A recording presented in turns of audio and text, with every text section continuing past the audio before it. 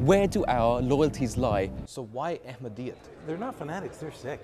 To make a better world for everyone. With real stories, There's nothing that I've done differently, I've just been me. real issues, Is it possible to be loyal to two different countries? real views. This is Real Talk Canada. If one was to look at the world today, looking from outside in, you would notice that not just the advancement of technology, but the social infrastructure and the social importance of technology has really risen among humans. Most recently, we've seen technology mavericks become to the forefront of celebrity status. Most recently, and unfortunately, the late Steve Jobs, who passed away last year, the world really had a chance to see how large his footprint really was. Today, we talk about names like Bill Gates, and some of the youngest children around the world know who he is. And some of these technology nerds, for the most part, have come to the forefront of fame and fortune. And on today's episode, we're discussing reliance on technology with real stories, real issues, real views. This is Real Talk Canada. Before we get started, we are going to take a quick word on the street.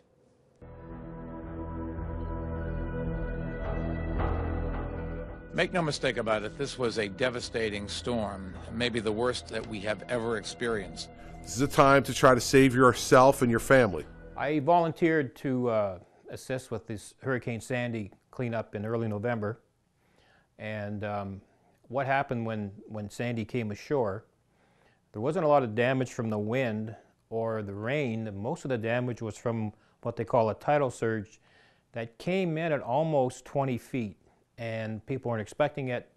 They weren't prepared for it. A lot of people didn't leave their homes and got caught in that flood water.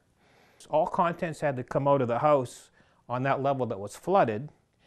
And we had to strip the drywalls, the carpet, the flooring, the kitchens came out, the bathrooms came out, and everything came out. Now we did this without any modern technology. We had no electricity available. We had very limited cell phone use available. We had no landlines available, no electricity to run sump pumps, etc. So it was extremely difficult, and a lot of times we really needed to use power tools, and we ended up using our bare hands because we had no power tools. We had no power to run the power tools. So it was a real challenge not only to the victims of Sandy, it was a real challenge to the responders who were trying to do whatever we could to alleviate their suffering. Now, unfortunately, a lot of people stayed in their homes even after we stripped them, and we've been in contact with them since. They're still in their homes. They've spent the winter in their homes without any heat or electricity, and they're calling us and crying on the phone asking for us to purchase refrigerators for them, and stoves and blankets and heaters, etc. And most of the people still haven't had any assistance whatsoever, and to tell you the truth, I'm not sure how they're surviving. There's some interesting statistics that came out of Hurricane Sandy.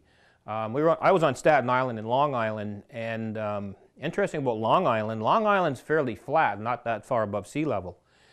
And I think most of the island was flooded, and that included almost every car on the island was underwater.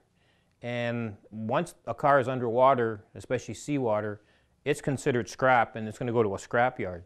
And the total number of cars scrapped because of Hurricane Sandy was about 200,000.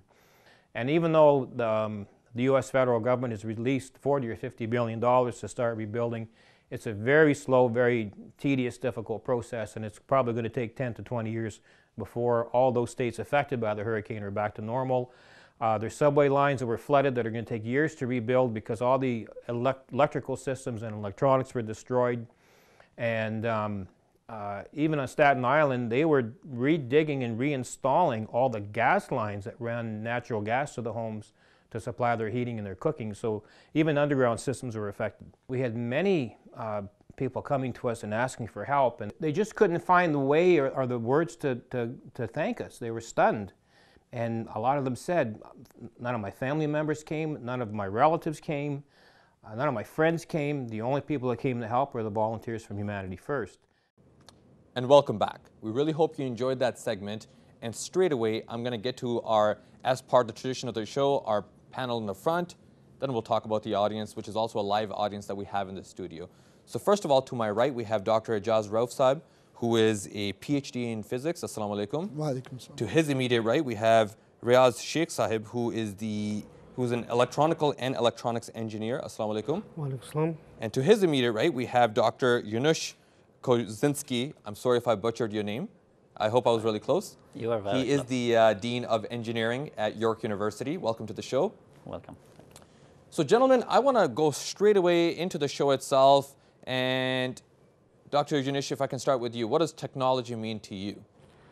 Look, if I were to define technology for myself, I'd say that it is about transformative change that is linked to a set of innovative ideas that change people's lives, but also it's based on the resource that remains infinite in quantity, which is human ingenuity. Very interesting. Riaz, if you can, what does technology mean to you? Technology would be whereby you can deliver a solution to an end customer, and he can make his life as an end user easier to use by adapting to this technology. Okay. To me, technology is the set of tools and techniques that human beings have developed based on their knowledge of science, understanding of the world around them. So basically, what we can use to enhance our basic skills to do tasks that we otherwise wouldn't be able to do. Okay, and in line with today's show, reliance on technology, I just want to kind of hear your general feedback. How do you feel about us as humans today and how we rely on technology? Well, human beings have always relied on technology. Since the Stone Ages, we developed tools and techniques and we utilize them to do tasks for us that we wouldn't physically do otherwise. And that's really, when we talk about reliance on technology, it has evolved with human beings. As the human beings evolved, their knowledge of the world around them evolved. And with that, technology evolved. They gained more knowledge, they learned more methodologies, techniques, tools, and they developed more and more tools. And we have come to a world where we today are very heavily relying on various types of technologies, not just one. So, and you talked about technology has evolved with humans, but do you feel that the growth has been symbiotic? Not really. I think the technology has evolved much faster than the human psyche or human biology. The rate has been different. Okay. Dr. Yunush, do you agree with that? Has technology outgrown faster than humans? My opinion is slightly different than my friends here, because how I look at the world is that, to me, the key ingredient of any progress and any success is people with a dream and a passion to achieve their dreams. So if you assume that, then of course, in my opinion, biology would be, if we were to clarify it that way, that the biology would be perhaps prevailing or the first source prior to moving to technology. But you see, when you talk about people, then there's a very good, you reminded me, by the way, there's a very good African proverb that says that if you want to go fast, then travel alone. If you want to go far in life, travel together. And technology is based on traveling together and doing things together. It's very seldom that it happens that an individual is going to come up with something that is truly injuring. I mean, it had happened perhaps in the past, but it will be very difficult to do it in the future. On the other hand, you see, past makes us who we are. We are responsible for who we want to be. So today's show, I came today because I like the subject. I believe that the technology is going to help us define who we would like to be in the future as human beings, but also as a society. Okay, so let's talk about some of those mainstream technologies, whether we have television or cell phones today, just to name some of the main items. Where do you see that heading? Do you know, a lot of the technologies that have large followings or large consumers usually are the ones that are advancing faster. Would you agree? I'd agree, yes. The two types of technologies that I'm quite familiar with are, one is the application of technology in my field, in education, and the other one is in the field of medicine. In my opinion, they are both terrific and in fact very useful. You see, because for example, if you just take education, the future of education is going to be totally different when you apply the technology that is available and will be becoming available. In the future, it will be less about how much is taught and more how much is learned, and less about answering questions and more about questioning answers. I'm quite sure that most of us, including you, although you're much younger than we are, we were educated the way that when you came to the university, there would be a professor giving a lecture to 200 or 400 students, and you would listen to the lecture and then go home and try to solve problems. We are now flipping it. We are flipping the classroom. So what we're saying is that there is so much content, very good content, available on the net, and there is technology for you to access lectures wherever you are. If you are at home, in a cafeteria, on a bus, so you can take lectures wherever you are. When you come to the university, then you can focus on solving problems in smaller groups together with a professor, on answering questions, practical and some simple ones, on synthesizing things, analyzing things, learning about creativity, and also about ethics and professional integrity. Those are the things that really matter in life. So in education, I believe technology is becoming to play a very significant and unique role. Very interesting. Riaz, I want to come to you. Almost like biology and evolution of any organism, we see technologies giving birth to new technologies. We see technologies evolving, but really the output isn't necessarily the same item, but you know, where we see computers turn into laptops, but laptop is a whole different thing. So what's your opinion on that? Well, basically, the whole idea of technology was, as internet evolved, the smartphone came along, computers came along, the tablet PC came along. Now they've got a scope whereby you can actually control your internet from your own television at home. And there's a future to this technology. There's not going to be no limitation. The only limitation is going to be cost to make these products economically viable in this kind of environment. Like the doctor said, that in the universities, the internet's evolved where students can now actually access FTP sites from the internet. You can access it from your smartphone, your tablet PC, and that's going to continue. Where do you see this all going?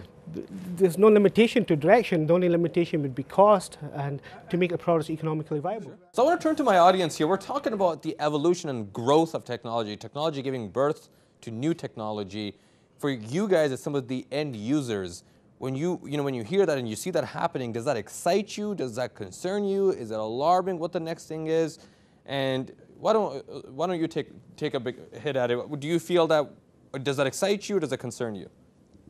It actually excites me because it shows that the future is pretty much limitless if you think about it. Where we started off just 20 years ago and where we are now, it shows that the next 20 years will be even more exciting. Right? Okay. So, and the use of technology in our careers, for example, as even students or in the legal profession, for example, we engage in research, for example, and we can go through thousands of cases in a matter of minutes.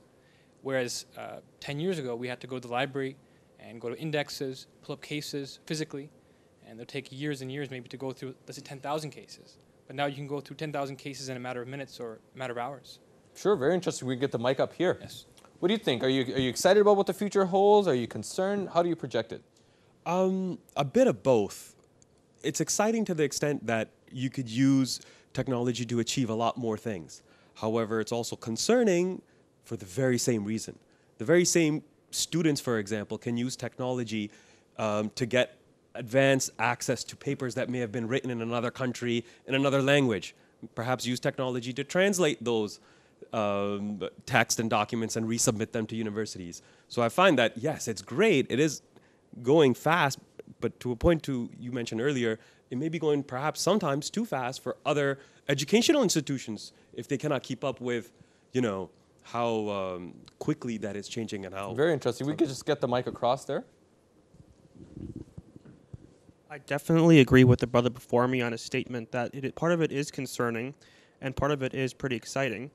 But in regards to concerning, sometimes there are unique things that are created by technology, there's also unique problems that can be created from it as well. There's been some studies done that some mothers stare at the iPhone or their iPads so long that their children don't even recognize the face of their own mother and don't develop good facial recognition. So there's sometimes these cognitive effects that can be fairly negative. But with every principle that technology creates, there is a positive or a negative way you can use the tool, because I believe technology is neutral. Okay, very interesting. So I want to bring it right to you guys in the front. Of course, there's different ways of taking it. Same technology could be used negatively or positively, but are we in control of that? Do we have enough checks and in place to be able to ensure that the right tools are being used for the right purpose? Dr. Yunish, if you could start. I work on the next generation of nuclear reactors to generate nuclear energy and for very peaceful applications. And the technology is using uranium as a source, and the uranium as a fuel could be used for many different purposes. Weapons manufacturing? For example, it could be it is a very very powerful weapon if one wanted to use it. There are many other examples of similar examples. So I think that regulation is leading to limitation, but it is a form of control. The other form of control, and I think that is perhaps the most powerful, is our own knowledge and our brain. How is it that the question is, how is it that we would use the power of our understanding of the technology in order to control it for the betterment of the society? So that is perhaps one of the key elements. Okay. Well, one of the aspects I want to bring to light is that there is so much commercial pressure. Everybody wants to bring in the next big thing, next new technology, next new tool that people can use and can get into the hands of people. And with that, governments are lagging slightly behind in developing that. For example, the e-commerce. There are very limited regulations controlling that. Internet, there is not much control. The Facebook, the YouTube, you can post. One can argue the more open you leave it, the more opportunities for being innovative there are. Yes. Would you not agree with that, though? No, there are more opportunities for being innovative, but there are more opportunities for the wrong utilization of the same technologies and tools. Nuclear reactors, for example. People have utilized the same tools to crash into some records, some CIA records. There were some bank records that were tampered with. There were other things. Absolutely. We hear about these cables that are leaked. I agree with you. Yeah. Riaz, how do you feel about that? One point I wanted to make was that we all as users of internet, we all know how to use internet. The question is, do you actually know how secure your internet connection is? You all know the basics of using it, but the functionality for an end user, how well do you know that your next door neighbor can hack into your network if you have an open wireless network?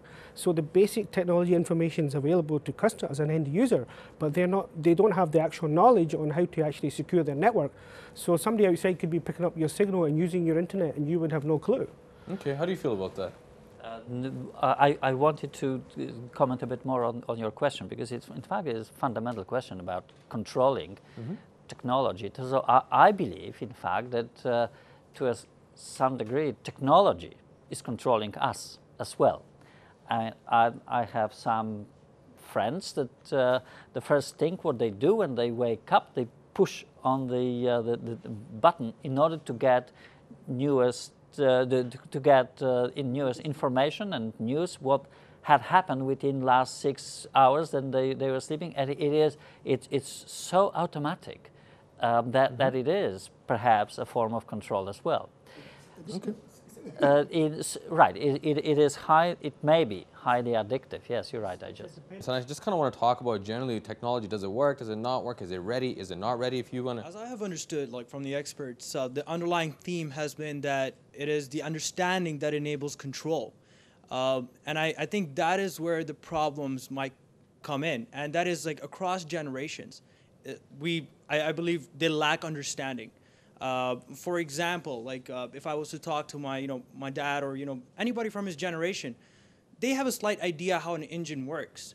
But as I can see, for example, the next generation that is coming after me, like my nephew's ages, they're gonna have cars that drive themselves. We all know about the Google car that is that has been approved in California.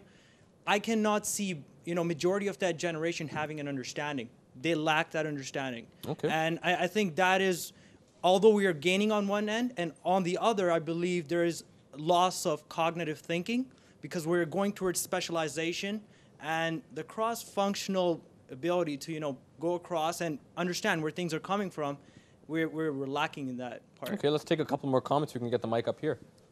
On your question, it reminded me of my third year of university in computer science. It was the happiest day in my undergrad.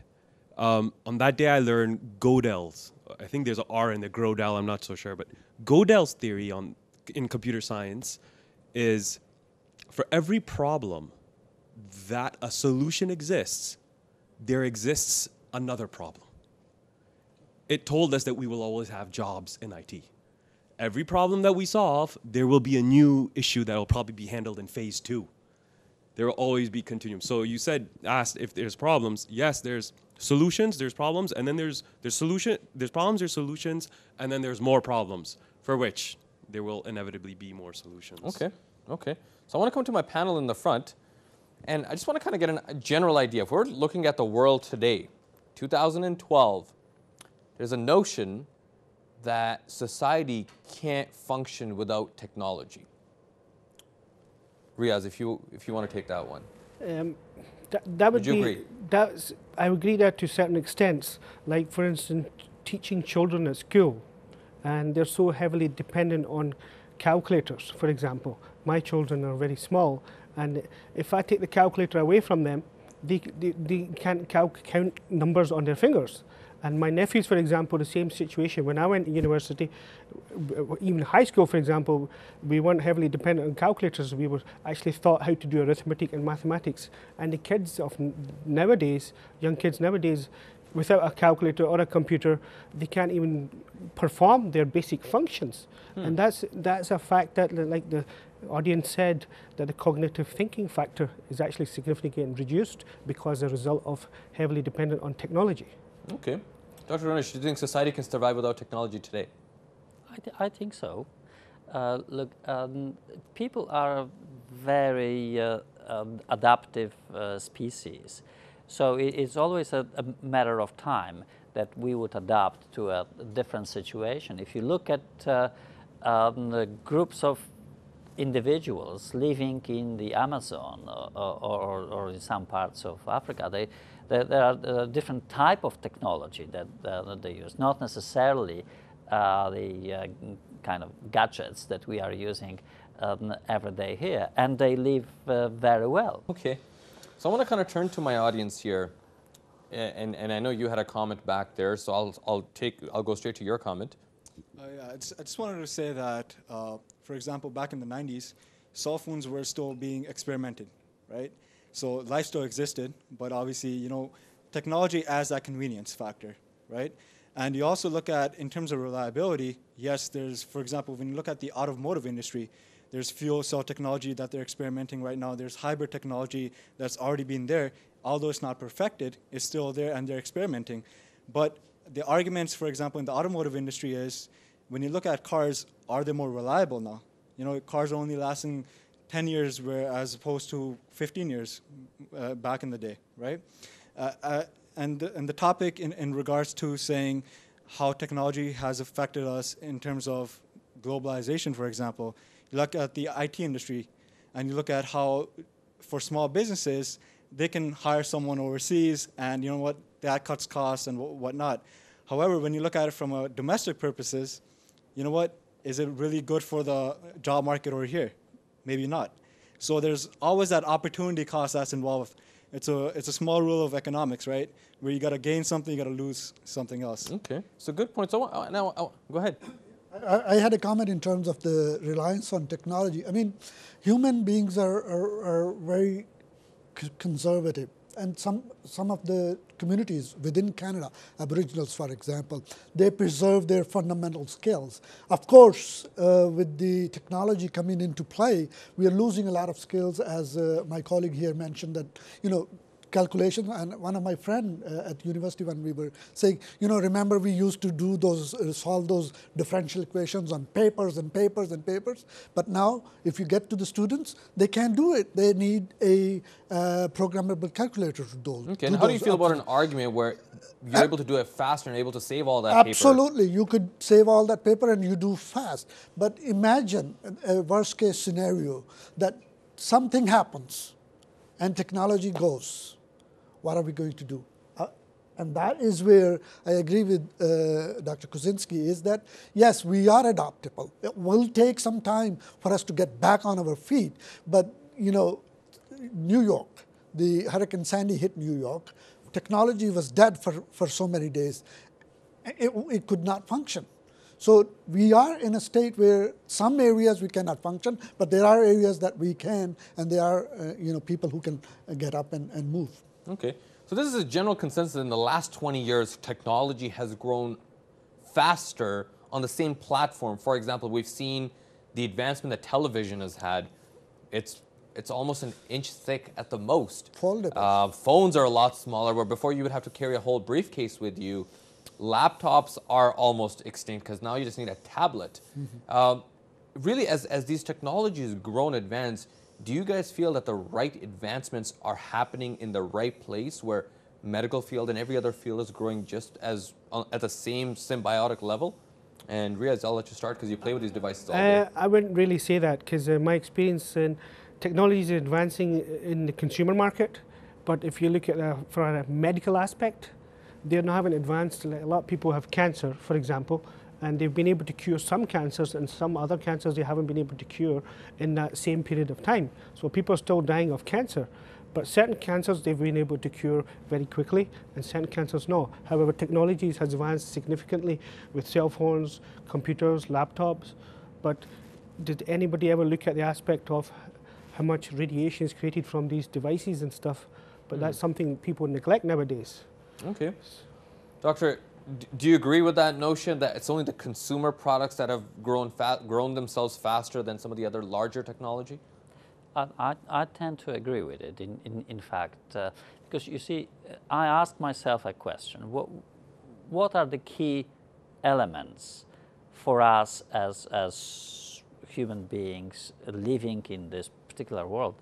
And it is, the first and foremost, is simply human interactions. So and there is no replacement for face-to-face interaction. And although so technology is helping there a little. Well, the other element that is necessary for us is energy. I mean, we would not be able to maintain the world the way it is without sources of energy, and there we did not make substantial advancement, I'd say. Rather, there was an iteration or iterative change and not a disruptive change. The other field which you mentioned is medicine, and particularly understanding the human brain. It's still a frontier that we didn't conquer, including some fields of it such as cancer and so on. So I'd say that indeed economics of a variety of industries influence the way how technology evolved, and it evolved dramatically in the area that promotes consumer goods, such as you mentioned telephones or TVs. If you look at TV, by the way, sorry for saying it a little longer, but if you look at TV, I mean, nothing really has changed with regards to the basic idea for last 80 years. What did change is the size of the screen. The outfit, they've changed, packaged it differently. Absolutely, perhaps or certainly the quality and the colors and a little bit of 3D and so on, but the fundamentals did not. Okay. I'll turn to my audience, and if we can just get the audience feedback, go ahead. I definitely agree with the panelists on many of the discussions that were just going on right now. I think technology in today's world is being used as a marketing strategy, where that prestige factor, a lot of these companies are selling technology as a prestige factor, and what they want to do is they want to create that need, that desire for a person that, you know what, I can't live without that technology. For example, you've seen the iPhone 4S and you've seen that new iPhone 5 that just came out. It's debatable. A lot of people see that, you know what, there's a lot of difference in terms of the technology. However, other people feel that, you know what, is it really worth that $700? Maybe not. So I believe, and I want to throw this question out to the panel, do you think that technology is being used as a marketing strategy for many of these brands out there? And we'll come back to that question. If we could just get the mic up here. I thought the point that the brother before me put on was very important about iPods and how and that the panelists mentioned consumer psychology prior to priorities and economics. If you look at the iPod, and it's important to look that economics can also shape the way technology develops, because the iPod, it's a brilliant marketing strategy that they can make these increments, and that has very great economic implications that they can work over, that they don't have to reinvent the same thing, they can just make increments. And that can be very important in the way technology develops according to the economic and marketing things that are there. So that's an interesting point. Let me bring that to you guys. Do you feel that the large corporations are almost telling us which technology we need and when we need it and how we should use it? And Riaz, I'll start with you. That's actually certainly true to a certain extent, because it's governed by the corporations, governed by how much revenue they're going to be able to generate from a product. So if they make product A versus product B, and one of their competitors making a product, so they're going to have to make it sure it's economically viable to manufacture that product, and at the same token that they're going to be able to sell more products than their competitor. So therefore, corporations will have to drive that technology depending on if they can get an overhead against their competitor to sell that product. Dr. Saab, what do you think? Absolutely, I agree that there are commercial aspects to it. People create a hype. For example, iPod 5 was coming out. How much hype was out there? There was all that money spent on advertising, creating that hype that everybody's waiting for it to come out and go for it. So yes, it is consumer driven. It's a pull system where these commercial organizations are creating hype about technology. And Doctor, I want to ask you: Do you when you look at what the corporations are doing, do you think they're looking at the consumer first and making a decision, or making a decision to tell the consumer what is it that they want? Because we see these big glamorous keynote speeches before a product comes out, and they don't necessarily show the data where this is the data the consumer was looking for this, and we created this. It's just this is what we have, and consumers get excited. What do you think about that? That's true. Yeah. Yes, look, it depends on the corporation, of course, but you quoted Mr. Jobs before, and if you looked at his approach, it was that he decided, or a group decided, what they wanted to present to the consumer, rather than relying on marketing research. Sometimes it works. I mean, some of the ideas that Apple had, they were absolutely terrific, and we are using it. But I believe that it should be related to us as consumers, as people, that we should have a say with regards to what is it that matters to us, rather than being instructed what is it that we should be considering. At the end, it depends on us, because if we don't like the product, then we're going to vote with our wallets. We simply are not going to buy it. And I just want to kind of know, what are technology? How has it affected some of your daily behavior? some of the things that you do that you rely so heavily on technology. And if we could just get the mic right back here. I would like to say that technology has become like a whole new world for me now, right? I have this physical world and I have that other world. And if There's something, two separate worlds for you? and if something goes on, I'm immediately going to go on my phone and check what's happening. Such as on the news, someone will tell me, oh, so I think this happened. And I'll immediately go on my phone, Google it, and look for details and confirmation of what actually confirm happened. what happened, right? And it's also so like in school or something, like something goes on and I'll check on Twitter, right? In our school we had like a photography show, and we basically on Twitter we made a hashtag and we put the show's name, and people were just wondering on Twitter, what's this show? What's this show? And people were just depending on Twitter to figure out what that show was. And so we've just basically become really dependent on news, on things that are going on in our lives. It's just basically we're becoming more dependent on technology to figure things out in our lives. That's an interesting point. I think the most beautiful example of how much we rely on technology is the very mic that I'm speaking in right now, that we all sort of took it for granted. We didn't really, and so that's a very interesting aspect, that even this whole conversation that we're having, discussing the negative and positive aspects of technology, is through the medium of technology itself. Yeah.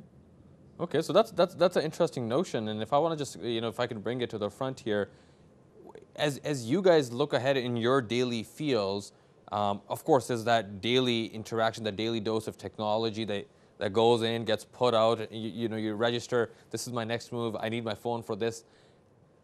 Are you comfortable with what you have? Do you feel that there are certain elements you could use more technology on? Absolutely. I mean, there are always things that when you can say have a robot with you at all times? all the time, have a robot do a lot of stuff for you, or other things. There are key areas, especially in our areas where engineering and science, we hit roadblocks where we say, okay, if we had this, we could do that, or so on and so forth. But coming back to the points of using technology and being on the social network, I think there are certain harms to it as well. People are developing different personalities.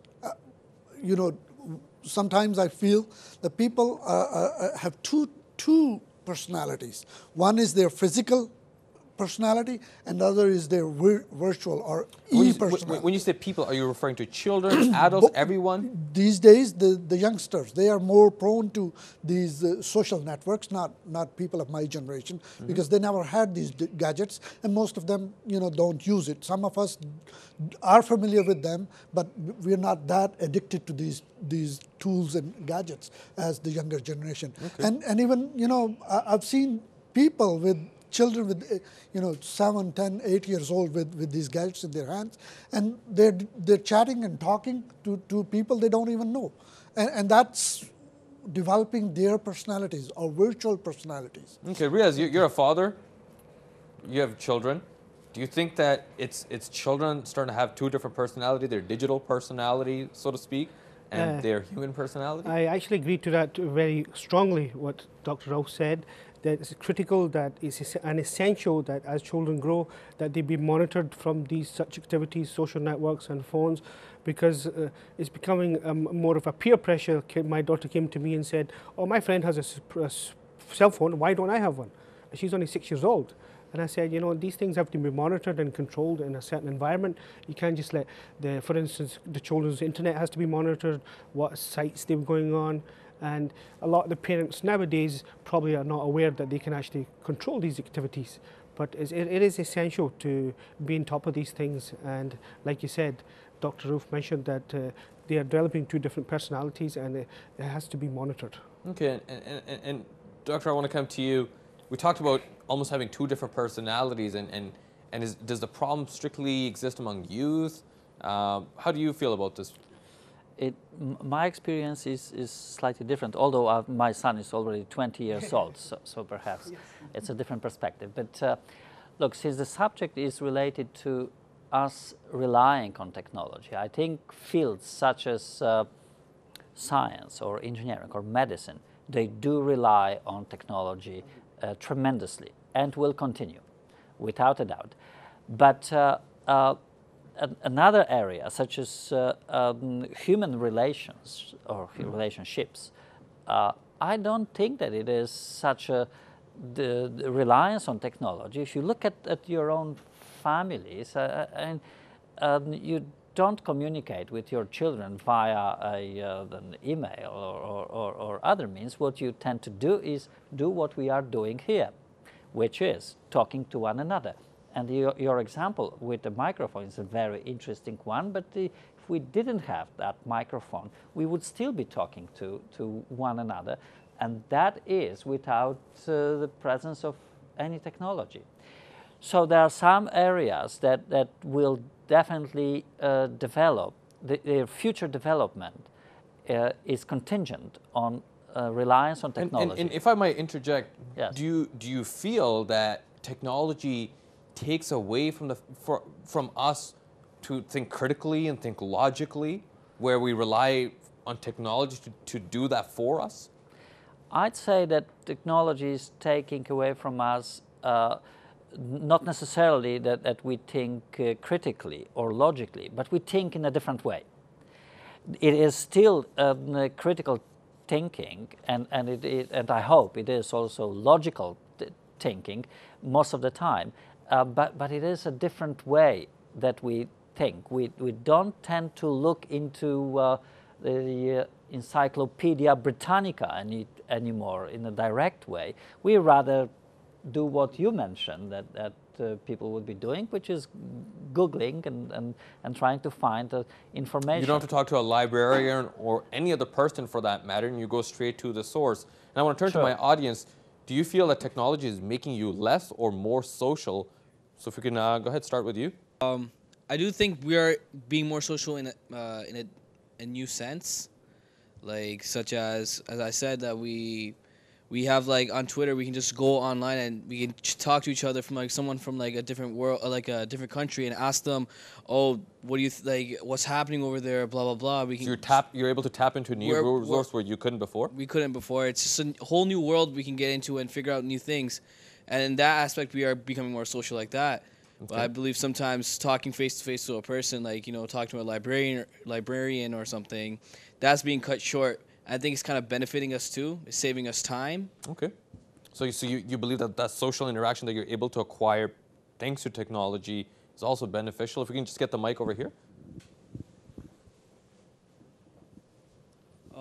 I would like to build off my brother's chain of thought. He said the amount of interaction we're doing has increased, and, you know, it has its benefits.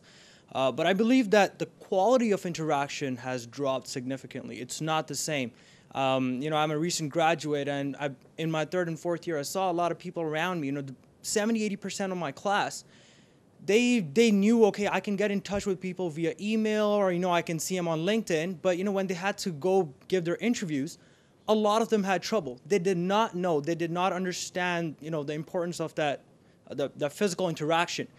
That is what is needed. And I think although there is a gain, the amount of interaction we have with the number of people has increased, the number of ideas, but the quality has dropped. It's a strong point. If we can get Mike back there in the far corner.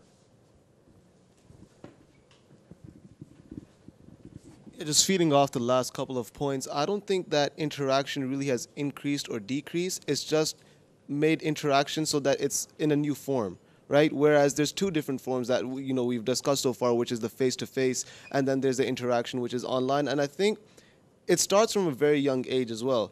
I mean, I see, you know, before, when, you know, a child who was crying, you know, their favorite book or their favorite toy, you know, would calm them down. But nowadays, the only thing that will calm them down is an iPad, right? They need the iPad before they stop crying, right? So I think from a very young age, especially in this new generation coming up, whereas even in my generation, technology wasn't so advanced until maybe 5 or 6 years ago, where we really started using it. Whereas now the new generation coming up, they have, you know, an iPad with them in the cradle. So I think that from a very young age, if that is kind of monitored or, you know, used in a way where it's not that they're using it all the time, I think maybe we can kind of, you know, channel that. We'll take one more comment from you in the front.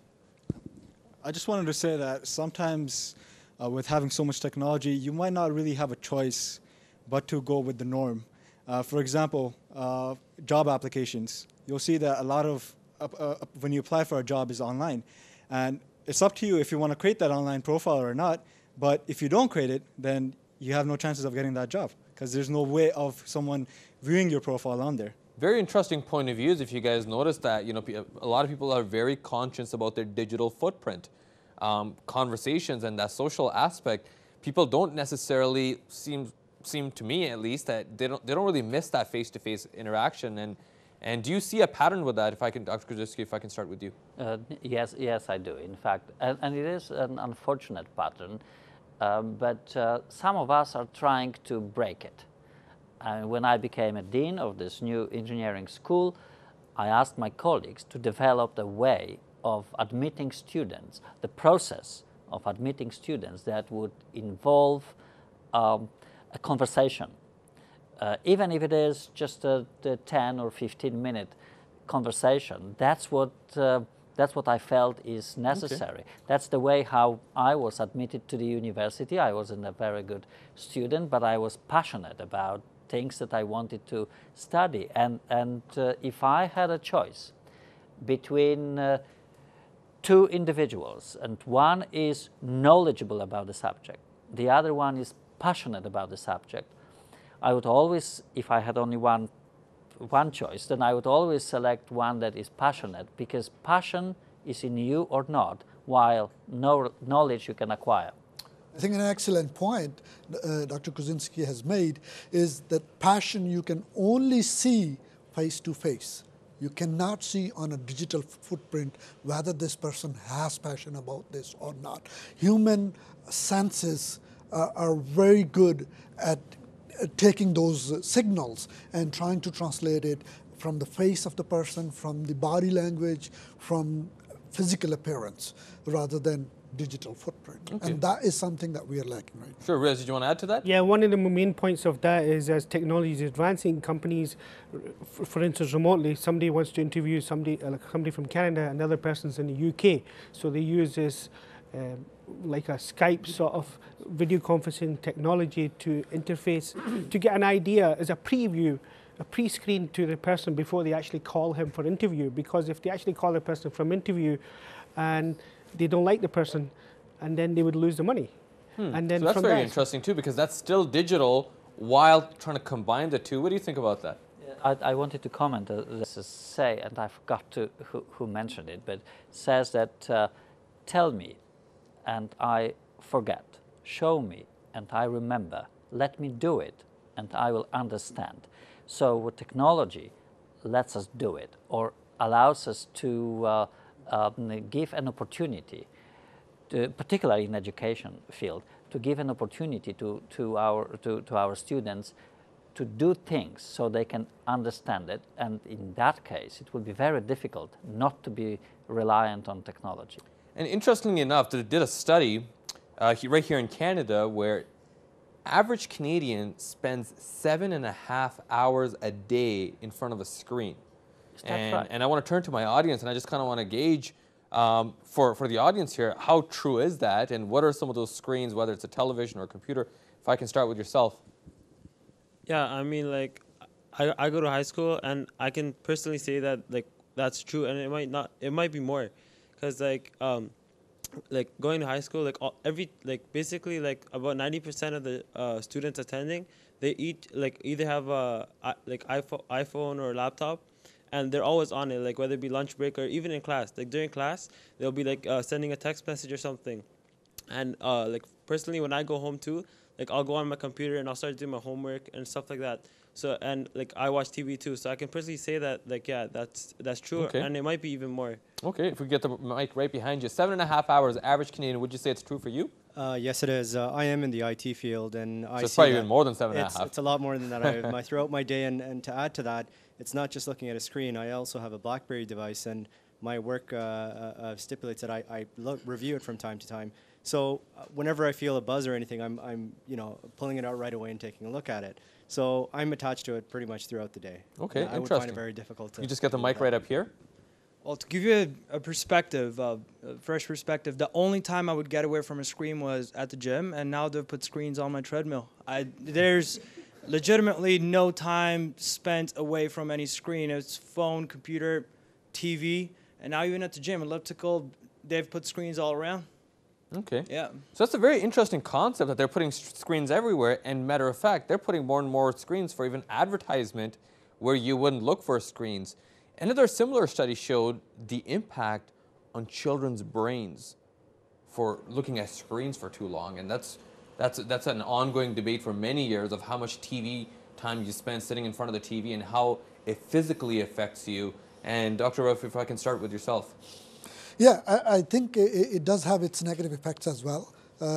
Too much, in the old times when we were children, we were told not to watch too much TV because it affects your eyes. And back then, TV was the only screen as well. That was the only screen as well. But now there's, the laptop, there's the computer screen, and we really do not understand what impact it has, and it will be probably another 10 to 20 years when we start to accumulate the studies on the effect of these things on the brains, on the other parts of the body. Even the cell phones now, there have been talks about causing brain cancer and so on and so forth, but we really do not understand right now as scientists what impacts do they have. Okay. Maybe good or bad, we don't know. Okay, and Riaz, I want to come to you. I don't want to guess your age or anything, but I know you've spent a number of years in the IT field. It means a number of hours in front of the computer. Just from a health perspective, how do you feel about that? I mean, just that IT as a profession. Yeah, I think it takes a big toll on your actual body and your eyes, because sitting in front of a computer for a significant You're the only one in the panel with glasses on. So there's a significant number of hours spent looking at computers. And like people in the audience said, we don't call, or we have after hours. So if you work in IT, you have to look at your iPhone, BlackBerry after hours. So it never stops. So it does certainly take an impact on your health at some point. But like Dr. Rauf said, the studies have to be indicate the proof of the pudding is really in the studies. We can all say from how we feel from our aspect, but the real proof is going to come on how much knowledge, wealth of knowledge we gather. Hopefully it doesn't have any more effect on you. Hopefully you're healthy and we need you. So if I can go to you. By the way, I just wanted to comment, I do have glasses as well. I just took them off okay. Before the show. Look, I'm not familiar with the study, but if that's the case, then it is disturbing, because in fact the tendency is that we very likely are going to have more displays, more telephones, more TVs, and so on. So if that's the case, then we really have to be careful, and that's always with any scientific study. The key is to make sure that there is repeatability, that it is true. I don't know if you wanted to comment on some of the studies that you made, you conducted before with telephones.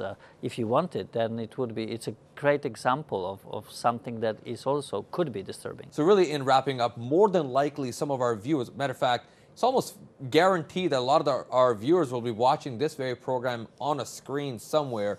And Doctor, if I can start with you, really to our viewers at home and around the world, what would be, some of your key points that they can take from you in terms of reliance on technology?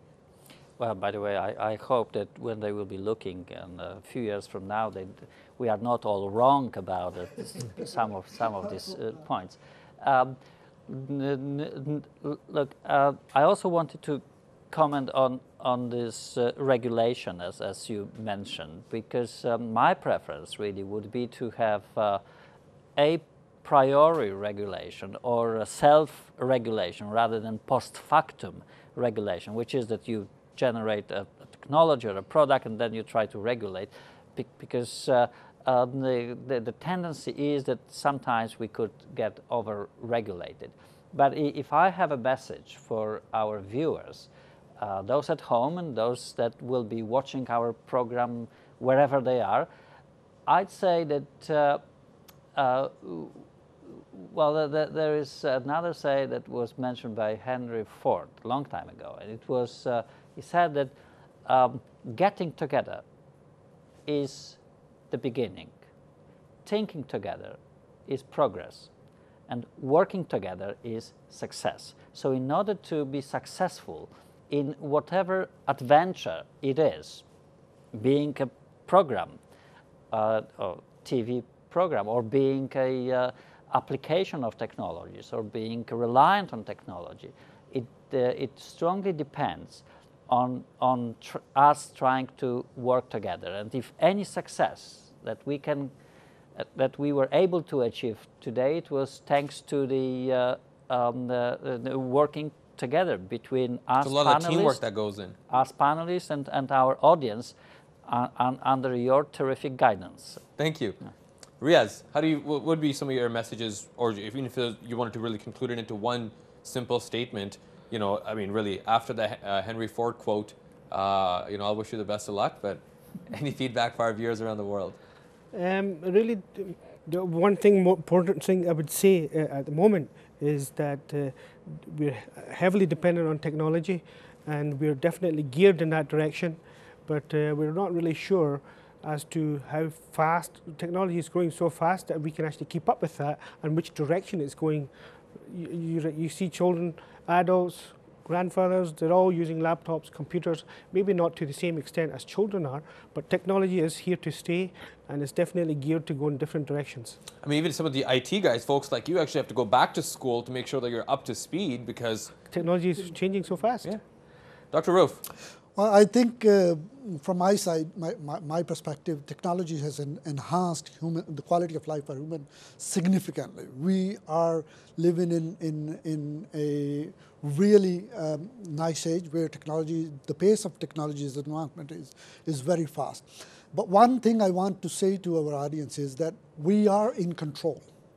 We can be in control, and we can choose what to do and what not to do, and where to rely on technology and where to utilize our fundamental skills. And that's what is important, where we strike the balance. We have to strike the balance so that we can remain in control. So for our viewers at home, we really hope you enjoyed today's episode, and we really hope that you were able to take in a lot as well. Of course, reliance on technology is not something that can just be covered in one episode. We did try to dabble into various different avenues of reliance on technology.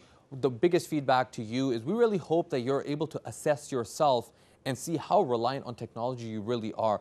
Most recently, we saw with Hurricane Sandy that recently hit New York, a lot of people, once technology was out of the equation, especially once their cell phones died, lots of people couldn't remember very many numbers they could call. Most people said it openly, we knew 1 or 2 numbers, and even the numbers they knew were of people whose cell phones were also dead. So it's really important if you assess yourself how much time you spend in front of a screen, is it physically harming you, and more importantly, what steps you're taking to ensure your personal physical, emotional, and society benefit as well. That being said, once again, we really hope you enjoyed today's episode. We'd love to hear your feedback. Please visit our website, mta.tv/realtalk, or email us realtalk@mta.tv. Jazakallah.